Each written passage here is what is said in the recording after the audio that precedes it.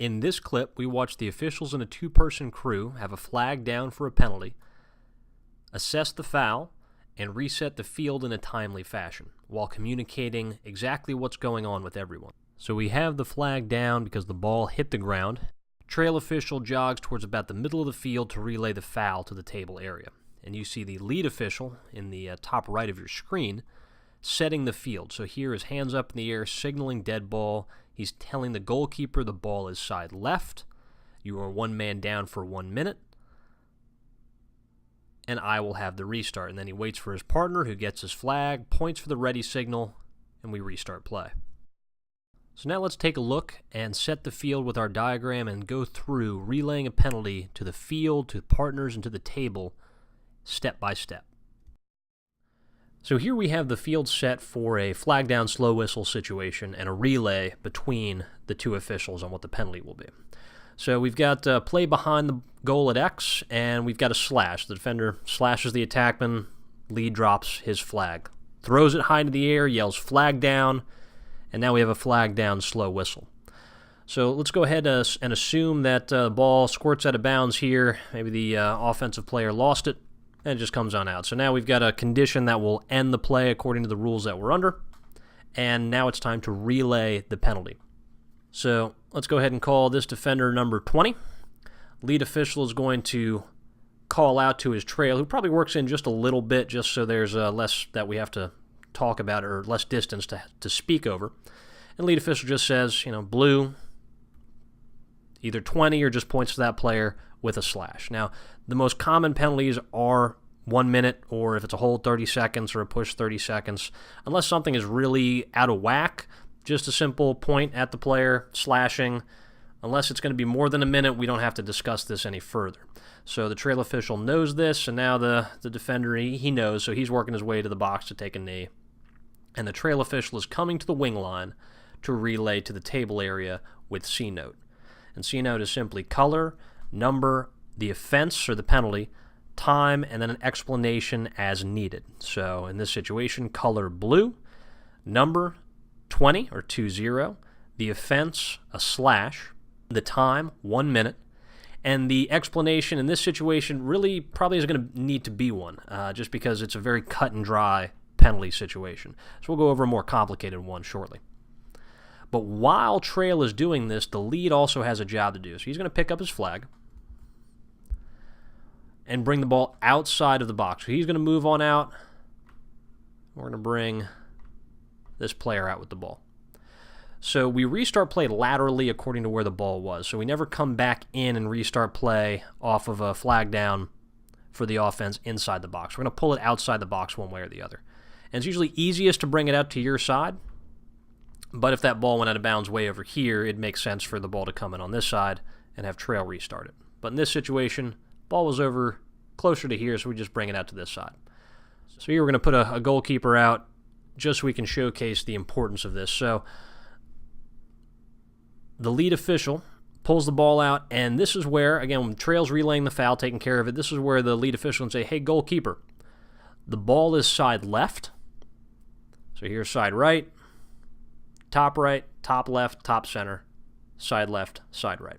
So the ball is more bottom left. You're one man down for 1 minute. It will be my whistle. So now we've communicated where the ball is, how long this player is in the box for, and who's going to be restarting play. So this is a very clear cut, just 3 things. You give it to the goalie, but you say it loud enough so everybody knows what's going on. And now, by the time the Trail is done relaying his penalty to the table area, he starts his 20-second timer as soon as he's done, turns around, and if the lead official has done his job correctly, the field is going to be set with the appropriate number of players for the restart. So now let's put all of the players that we need onto the field, and we're going to go ahead and look at a more complicated penalty situation. Okay, so now a more complicated penalty situation. So we'll start it off pretty much the same way as we did, but we've got the ball on this side, and right now we're 6 on 6. Offensive player has the ball for the red team. Defensive player, number 20, slashes that player. Lead official drops the flag, yells flag down. Trail official echoes the flag down call.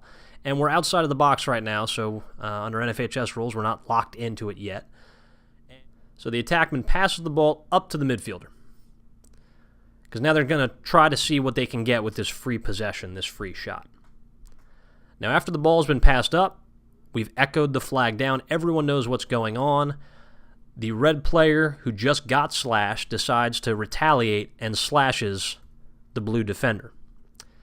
So now we have a second flag that we have to drop. And because it's the offensive team who committed this foul, that ends the flag down slow whistle. So now we've killed the play, and we're going to assess the fouls on both players. So here's where a little communication is going to be needed. Again, these are two fairly simple fouls. It's the execution of getting this field set that can be a little bit tricky. So the officials come in a little bit, and this is clear cut, right? We have blue number 20 with a slash, and we'll say red number 5 with a slash as well, the one that killed the play. So the lead official can point to these two players, say they each get a 1-minute slash to the trail official. Confirms it, jogs up to the wing line. Now this is where both players are now, they're making their way over to the box area to take a knee. We'll put this player over here. Lead official is going to set the field. Pick up the flags. He's going to make sure the ball's outside the box. We were already out there, so we'll just bring it to the middle of the alley, right about, and outside the field a little bit. So this is where also the players are going to just start working into their positions. That is normally more of a man-up, man-down situation, but since we're going to be even, they're still all going to be matched up. So here's the interesting one here, the C-note, and this is where we talk a little bit more advanced C-note work here, because we will give the explanation, but this is a situation where both coaches might be confused as to where that restart is going to be, whose ball is it before we even get to the penalties. So we can preempt that confusion and help the game move along by you come up to the wing line and just say to both coaches, both head coaches, gentlemen, we have live ball simultaneous fouls. We're going to be 5-on-5. It will be red ball. So now you've proactively communicated the situation to both benches, and they can get their correct personnel on the field for, instead of a man-up, man-down situation that they might be thinking of, they can match up with players. And then, now that you've preempted C-note with a bit of an explanation, you can go ahead and say, okay, blue, 2-0/1 minute, red, 5/1 minute. Because these are live ball simultaneous fouls, the penalty time is locked in, is non-releasable, and you will give the non-releasable signal. So that's the explanation part at the end of C-note. Sometimes it's just C-not. We don't need the explanation. Other times, and this is one of them, live ball simultaneous fouls, where you want to go ahead and give that explanation. So why is the penalty time locked in?